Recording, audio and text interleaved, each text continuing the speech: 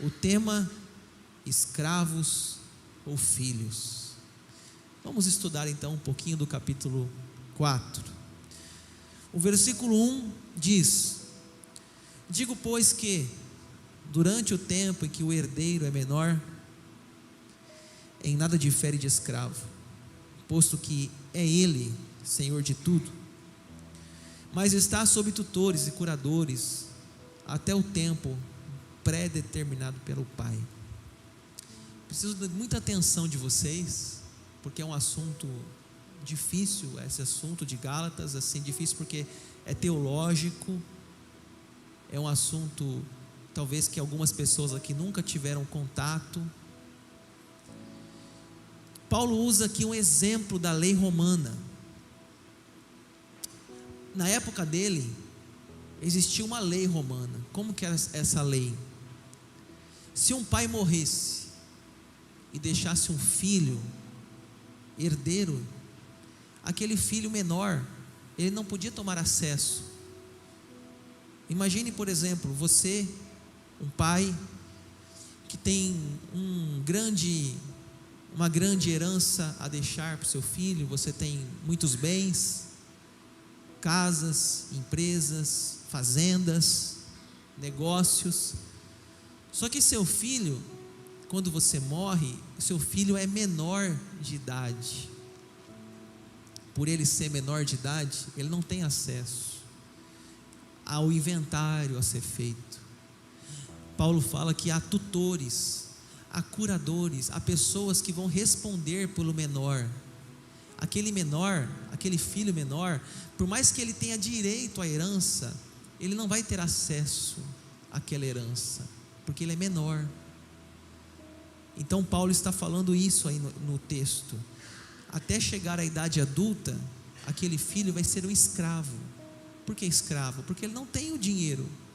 O dinheiro ainda não lhe pertence, ou pertence, mas ainda não tem acesso, até ele chegar na sua liberdade, da sua idade adulta.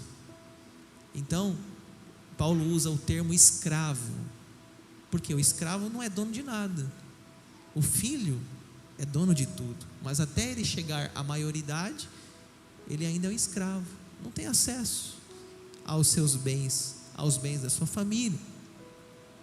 E aí Paulo faz a aplicação espiritual. Assim também nós, quando éramos menores, estávamos servilmente sujeitos aos rudimentos do mundo. Então Paulo vai usar esse exemplo da lei romana para falar de um princípio espiritual. Nós também, quando a gente estava lá na antiga aliança, quando a gente estava na lei, a gente era assim, vivíamos como escravos, mas nós crescemos, nós chegamos na nova aliança, nós chegamos no período da fé, e não somos mais escravos. Agora a gente tem acesso ao dinheiro, nós temos acesso à herança. Paulo usa aqui a palavra rudimentos do mundo. Sabe o que significa rudimentos? Coisas iniciais. Eu dei um exemplo da bateria. Bateria, esse instrumento que está aqui. Eu estudei bateria na minha adolescência. E eu lembro que o professor falava assim: Daniel, você está treinando os rudimentos? Eu nunca esqueço disso. Sabe o que é rudimento? É pegar a baqueta e fazer assim, direita, esquerda, direita, esquerda, direita, esquerda. Aí depois você faz assim, direita, direita, esquerda, esquerda, direita, direita, esquerda. Depois assim, direita, direita, direita, esquerda, esquerda, esquerda. E você fica ali, parecendo um besta ali, o dia inteiro, batendo a baqueta. Quem vê fala, isso é doido. Eu fazia isso o dia inteiro, aquele negocinho lá, as baquetas. Pegava a almofada, tinha um praticável, que é uma pecinha de borracha, colocava no joelho, ficava aquele negocinho, tec, tec, tec, tec, tec, tec. Pô, passava assim, falava, não é que é doido a cabeça? Isso chama-se rudimento. Por que rudimento? É a base. Para eu chegar na bateria e fazer aquela virada, teca, teca, tucu, tucu, virar nos tons, nos surdos, eu tenho que aprender a fazer o rudimento. Para eu evoluir de um instrumento, tem que começar na base. Então, Paulo usa esse termo, rudimento. Estávamos servilmente, a ideia de escravo, sujeitos aos rudimentos, estávamos na lei, éramos escravo, éramos um filho menor, estávamos no jardim da infância. É isso que ele está falando aqui. Verso 4: vindo, porém, a plenitude do tempo, Deus enviou seu filho, nascido de mulher, nascido sob a lei, para resgatar os que estavam sob a lei, a fim de que recebêssemos a adoção de filhos. Você já ouviu esse termo, plenitude do tempo? O que é a plenitude do tempo? É o momento que Deus decide cumprir a sua vontade. Qual vontade? Deus enviou o seu Filho ao mundo. João 3,16: porque Deus amou o mundo de tal maneira que deu seu Filho. Isso é plenitude dos tempos. Plenitude do tempo é o nascimento de Jesus. Ali fala, nascido de mulher. Quem é essa mulher? É Maria. Jesus estava no céu, na glória, os anjos lhe serviam, os anjos diziam: santo, santo, santo. Mas aí, na plenitude do tempo, ele sai do céu e ele se faz pequeno e cabe na barriga de uma mulher. O Deus de fraldas, Jesus nasceu, Deus Emanuel, o Deus conosco. Isso é plenitude do tempo. Aquilo que o profeta Isaías profetizou: a virgem conceberás. Aquilo que os profetas profetizaram: o seu nome será maravilhoso, conselheiro, Deus forte. Aquilo que já vinha se aguardando, sendo esperado, aconteceu. A plenitude do tempo chegou. Isso fazem no nosso calendário 2000 anos atrás. Nascimento de Jesus Cristo. Isso é a plenitude do tempo. O tempo certo, no tempo adequado, Deus enviou o seu Filho a esse mundo. E aqui aconteceu algo importante. Quando Jesus ele vem nessa terra, acontece uma nova fase. Vocês lembram que a gente tinha o Windows 98? Depois fez o Windows 2000, XP. Fez uma atualização. A antiga aliança, a nova aliança, houve uma atualização. Por exemplo, na ceia do Senhor, Jesus falou assim: esta é a nova aliança, esse pão e esse suco. Uma nova aliança. Agora, não é mais a festa da Páscoa dos judeus, que eles comiam o pão sem fermento, as ervas amargas. Não é mais agora. Agora é o pão e o suco, corpo e o sangue. É a nova aliança. Nós não ficamos agora todo mês comemorando a festa da Páscoa judaica. Agora nós comemoramos a Páscoa cristã. Isso é nova aliança. A plenitude do tempo inaugurou a nova aliança. Em Jesus Cristo se encontra a antiga aliança e a nova aliança. Em Jesus Cristo se encontra aquela página da Bíblia, Antigo Testamento e Novo Testamento. Quando você vai vendo a Bíblia, lá no meio da Bíblia, mais depois do meio, passando os profetas, ali você vai ter uma página em branco, escrito assim: Novo Testamento. Ali começa a nova aliança. Ali começam novas posturas. Coisas não mudaram, mas outras coisas mudaram sim. Houve uma atualização. O que na antiga aliança eles faziam? Circuncisão. Nós não fazemos mais a circuncisão, agora é o batismo.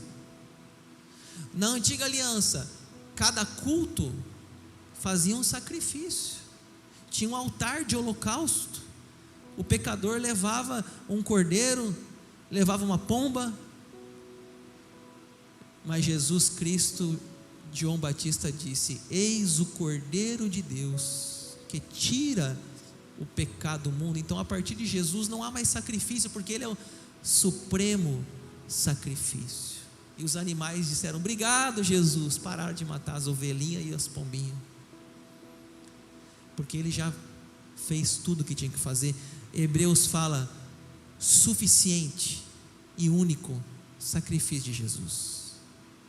Então, houve coisas, as leis cerimoniais, que foram atualizadas. A carta de Paulo aos Gálatas gira muito em torno desse assunto, dessa atualização. Você sabia que os judeus, isso pode comer, isso não pode comer. Peixe com escama pode comer, peixe sem escama não pode. O porco não pode comer. Coitado de você, se você for judeu, esquece o bacon. Quem não gosta de um bacon aqui no cheeseburger? Não, tira o bacon. Não, põe o bacon. Nova aliança, porque nós entendemos na nova aliança que não é alimentos que purifica. Jesus falou: o que destrói não é o que entra, mas é o que sai da boca do ser humano. Eu não como bacon, mas a minha boca mata muita gente todo dia, o que adianta? Então houve uma atualização. A questão do sábado, na antiga aliança, o sábado era guardado. Na nova aliança, Jesus falou: o Filho do Homem é o Senhor do sábado. E Ele era criticado, porque Ele fazia milagres no sábado. Então, gente, é importante que a gente entenda o que a carta de Gálatas nos ensina, de maneira muito até repetitiva. É isso, é que a gente tem que entender que coisas foram superadas em Jesus, e voltar para a antiga aliança é voltar para os rudimentos. O que é rudimentos? Coisas iniciais. É voltar para o jardim da infância, Paulo diz. É voltar para a lei. E nós não temos que voltar, nós temos que ir para frente, não voltar para trás. Então Paulo está ensinando isso aos Gálatas. Gálatas é chamada a carta da liberdade cristã. Liberdade, não escravidão da lei. Ele fala exatamente isso, Paulo, para resgatar os que estavam sob a lei, a fim de que recebêssemos a adoção de filhos. Essa ideia aqui, resgatar, imagina você está afogando lá, e aí passa aquele navio e joga boia. Olha aí, ó, resgate, entra para cá. É isso, estavam sendo afogados na lei, de tantos mandamentos, de tantas ordenanças, e na realidade nós não somos chamados para ser escravos da lei, mas recebidos a adoção de filhos. Por isso que o tema da pregação hoje é escravos ou filhos. E ele continua o tema: porque vós sois filhos. Enviou Deus ao nosso coração o Espírito do seu Filho, que clama: Abba, Pai. De sorte que já não é escravo, porém filho, e sendo filho também herdeiro por Deus. Sabe o que é Abba, Pai? Jesus falou essa frase, esse termo, Abba, Pai. Paulo está citando aqui os evangelhos. Abba, Pai. Sabe o que é Abba? É a forma carinhosa de chamar um pai, na língua aramaica. Paizinho, papai, no Nordeste, painho. Isso é ser filho. O escravo não fala Abba, Pai, mas o filho fala Abba, Pai. A gente vê, por exemplo, o presidente dos Estados Unidos Você pensa assim, cara, deve ser, para você falar com um homem lá, deve ser complicado. Para você entrar na sala do presidente dos Estados Unidos, deve ser difícil demais. De repente você vê uma criança correndo lá na sala dele, brincando no chão, deitado na sala, embaixo da mesa. Quem que é aquela criança? É o filho. Filho é filho, gente. Para filho, o pai, não importa o título, não importa quem ele é filho, é intimidade, é carinho, é acesso, não é distância. Senhor presidente, reverendíssimo, não, é Aba, paizinho, é meu amigo, é meu pai, eu tenho acesso, não preciso marcar agenda para falar com meu pai, eu tenho acesso a ele. Então Paulo está dizendo aqui que nós não somos escravos, somos filhos, e a diferença é muito grande de um escravo e de um filho. Paulo diz ainda, verso 8: outrora, porém, não conhecendo a Deus, servieis a deuses que por natureza não são. Mas agora que conheceis a Deus, ou antes, sendo conhecidos por Deus, como estáis voltando outra vez aos rudimentos fracos e pobres, aos quais de novo quereis ainda escravizar-vos. É interessante aqui, Paulo fala como que eles começaram, outrora, porém não conhecendo a Deus. Quando eles começaram, os Gálatas, ou os galeses, quando eles começaram na fé, eles serviam a deuses, eles eram escravos do paganismo. Eles tinham Deus Lua, Deus Sol, Deus não sei o que, Deus Ra. Mas aí esse é o passado. Mas aí Paulo diz, mas agora que vocês conheceram a Deus, ou conhecidos por Deus, então eles se converteram. Eles largaram o paganismo, largaram a idolatria, e agora são cristãos, creem em Deus, creem em Jesus. E Paulo então fala, como estáis voltando outra vez aos rudimentos fracos e pobres? Olha o que ele diz então, poxa, vocês antes eram escravos do paganismo, agora vocês estão voltando para escravos do legalismo, escravos da lei, escravos do pode ou não pode, pode isso, não pode aquilo. Estão saindo de uma escravidão, entrando em outra. Paulo diz, aos quais de novo quereis ainda escravizar-vos. Pessoal, aqui na igreja, uma pessoa me perguntou um dia, pastor, o que a igreja pode, o que a igreja não pode? Eu disse, você só não pode pecar. Você pode tudo. Tem igrejas que as pessoas são escravas, não são filhos, são escravos. Não pode isso, não pode aquilo, não pode aquilo outro, só não pode nada. Tem igrejas que não pode jogar bola. Se o pastor passar e ver o campo de futebol, é banco. Isso é escravidão.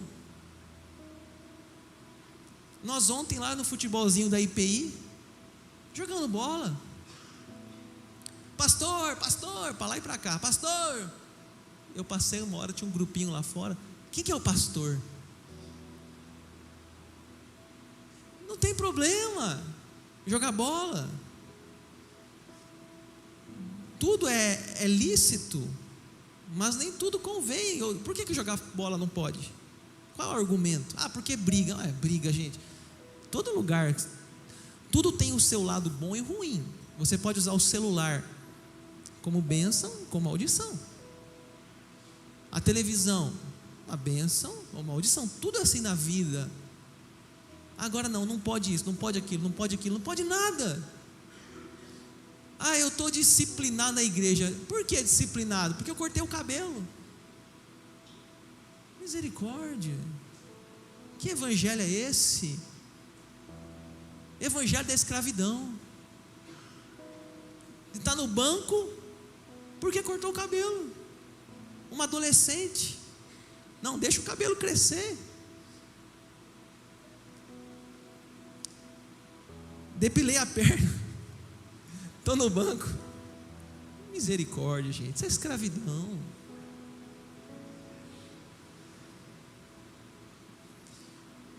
Você é livre. Para de ser escravo. Você tem que ser filho.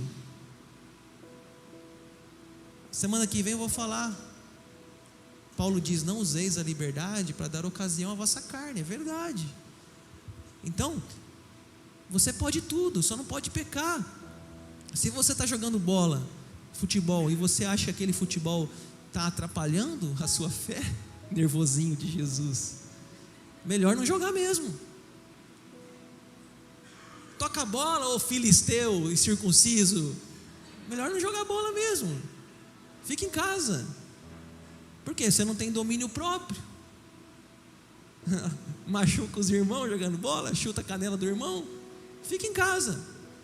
Agora, se para você jogar bola é uma prática saudável, se você consegue suar, transpirar, fazer um esporte, ver os irmãos, abraçar, sorrir, brincar, está tudo bem.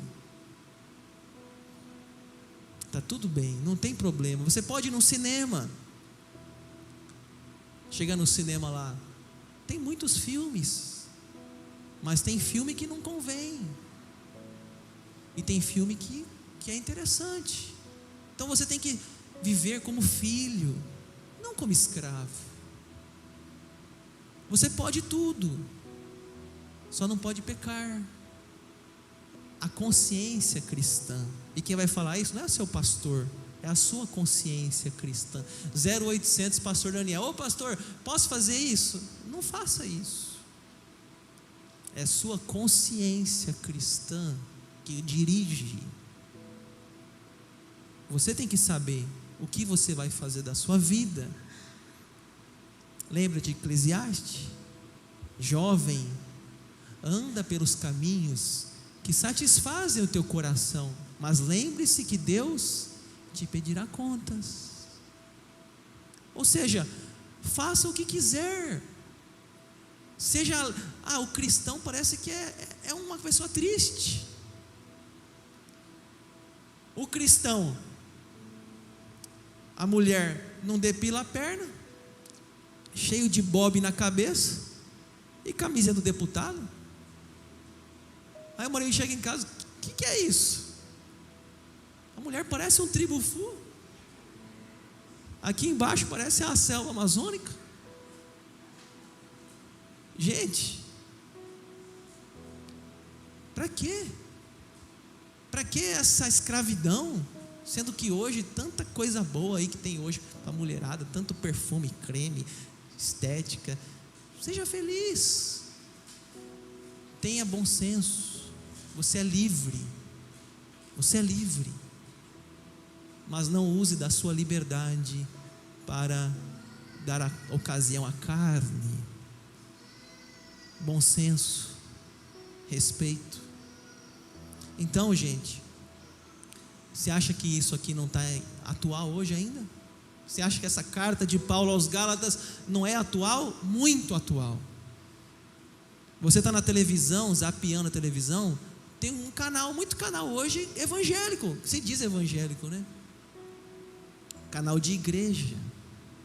Se fosse lá um pastor pregando, um pastor como o pastor Hernandes e tantos outros pregando uma palavra, ótimo, mas não, você vê aquelas redes de televisão evangélicas, misericórdia, é um pior que o outro, vendendo água santa, vendendo sal grosso, vendendo rosa. E aí? E você? Vai ser escravo? Vai achar que é o sal que vai abençoar a sua casa?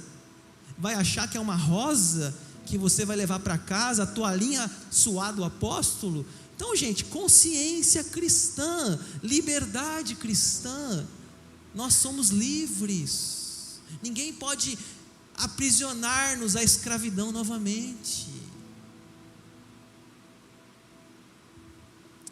Liberdade de filhos.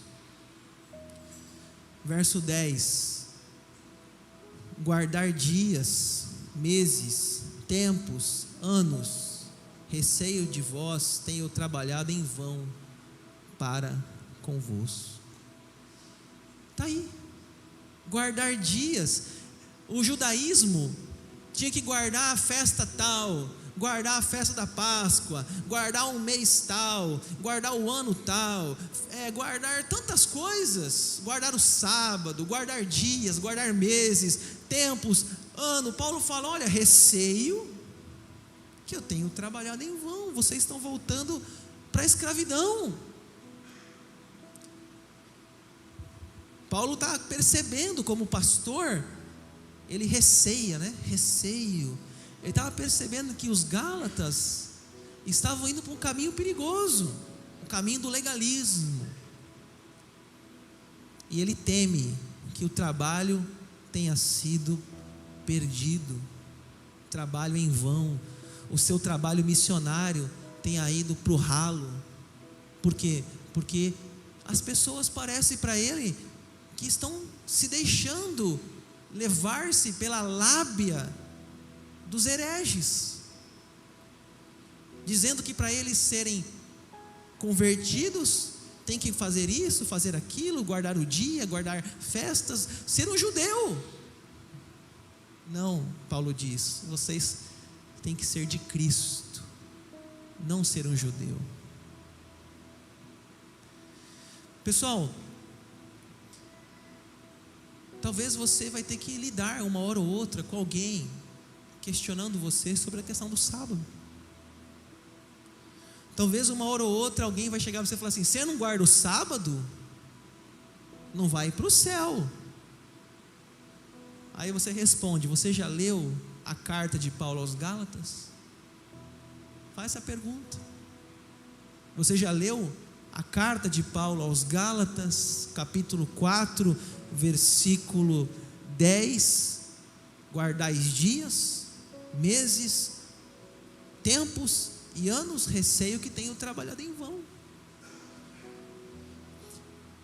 É verdade que no Antigo Testamento havia um mandamento do sábado, mas no Novo Testamento, na Nova Aliança, Jesus nos trouxe uma nova visão do sábado.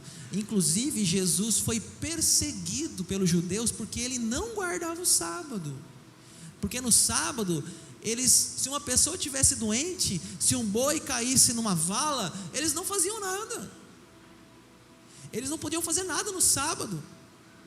E Jesus falou, Marcos 2, 23, o sábado foi estabelecido por causa do homem, e não o homem por causa do sábado, de sorte que o Filho do homem é Senhor do sábado. Então, gente, você não precisa ser escravo da lei. Você pode fazer o que você quiser no sábado. Só que você tem que entender que todo dia é dia do Senhor. Não adianta você, segunda-feira, xingar o irmão, terça-feira você brigar no trabalho e chegar no sábado. Não, hoje é dia do Senhor. Não adianta. Deus não quer você por metade, Deus quer você por inteiro. Então você começa desde segunda-feira agradecendo, terça-feira vivendo para a glória de Deus, na quarta, na quinta, no sábado mais um dia para viver para Deus, domingo também, todo dia, não volte para a escravidão, não volte para a lei.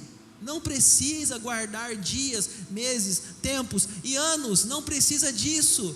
Você quer guardar? Tudo bem, mas você está guardando de maneira inútil. Chegar no céu, não adianta você mostrar a carteirinha que você guardou o sábado. Chegar no céu, você tem que dizer: eu fui lavado pelo sangue de Jesus naquela cruz. É só isso. Quer ser escravo ou você quer ser filho? Quer viver no jugo da lei ou na liberdade cristã? Você decide. A briga não é com o pastor Daniel, a briga é com você mesmo, com sua consciência, com a carta de Gálatas. Reflita: escravos ou filhos? Você vive no jugo da lei ou você vive na graça de Jesus, que você pode fazer tudo o que você quer, e você pode comer de tudo, e você pode dar glória a Deus, inclusive comendo um bacon? Você pode dar glória a Deus no sábado, jogando bola no sábado, trabalhando.